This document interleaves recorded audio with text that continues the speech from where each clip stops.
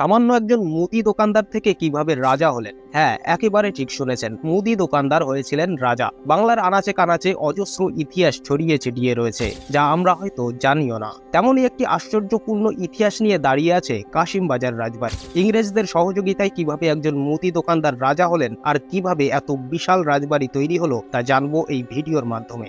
তো চলুন শুরু করা যাক আজকের ভিডিওটি।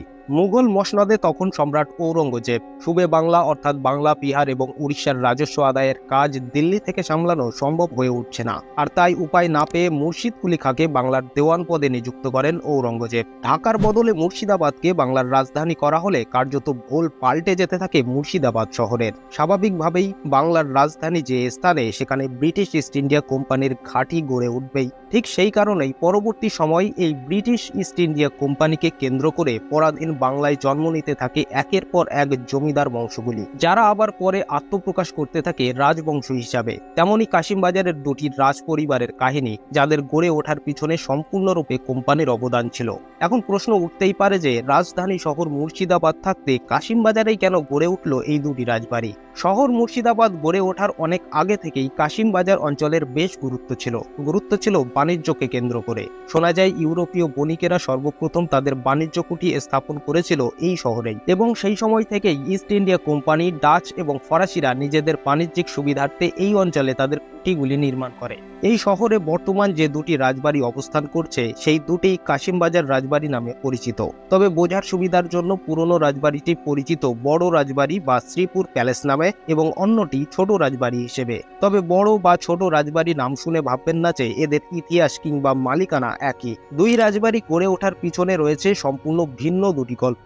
অষ্টাদশ শতকের মাঝামাঝি সময়ে কৃষ্ণকান্ত নন্দীর হাত ধরে গড়ে ওঠে কাশিম বাজার বড় রাজবাড়িটি। ইতিহাসে তিনি কান্ত মুদি নামে পরিচিত ছিলেন, কারণ তার বাবা রাধাকৃষ্ণ কান্ত ছিলেন কাশিম বাজার অঞ্চলের একজন মুদির দোকানি। সপ্তদশ শতকে গড়ে ওঠা দুটি ইংরেজ কুঠির মুদিমাল সরবরাহের কাজে যুক্ত ছিল তার পরিবার। সেই সময় থেকেই বাংলায় সদ্য পা রাখা ওয়ারেন হেস্টিংসের সঙ্গে তার খ্যাতি জমতে শুরু করে। 1756 সালে সিরাজউদ্দৌলা কাশিম বাজারের কুঠি আক্রমণ করলে হেস্টিংস পালাবার জায়গা খুঁজে না পেয়ে কৃষ্ণকান্ত নন্দীর কাছে এসে হাজির হয়। কান্তবাবু প্রথম কয়েকদিন তাকে তার দোকানের মধ্যেই লুকিয়ে রাখেন এবং পরে গোপনে কাশিম বাজার থেকে পালাতে সাহায্যও করে। এই উপকার কিন্তু হেস্টিংস সাহেব ভোলেননি। পরাধীন বাংলায় যখন তিনি গভর্নর নিযুক্ত হয়ে আসেন, তখন তিনি কৃষ্ণকান্তর ছেলে লোকনাথ নন্দীকে দিল্লির সম্রাটের কাছে মহারাজা করার সুপারিশ করেন এবং সেই থেকে লোকনাথ নন্দী হয়ে ওঠে লোকনাথ রায় বাহাদুর। এরপরেই নির্মিত হয় এই প্রাসাদটি। শোনা যায় কাশীর রাজা চৈত্য সিং এর প্রাসাদ থেকে পাথরের থাম এবং খিলান নিয়ে এসে এই প্রাসাদ নির্মাণ করেন কৃষ্ণকান্ত।